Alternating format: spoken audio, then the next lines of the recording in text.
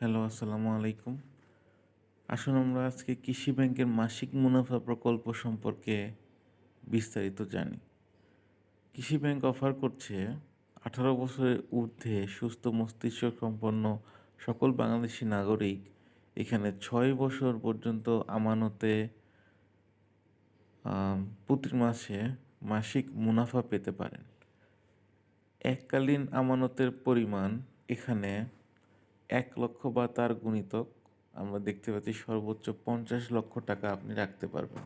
যেখানে মুনাফার হার পাবেন আপনি ৯% এবং মাসিক মুনাফার পরিমাণ আপনি পাবেন ৭৫০ টাকা। যেখানে আবগারি ও উৎসে কর কর্তন ব্যতীত আপনি এটা পাবেন। এখন আ কর কি? উৎসে কর কি? যেখানে আপনার ট্যাক্স কাটবে ১৫%।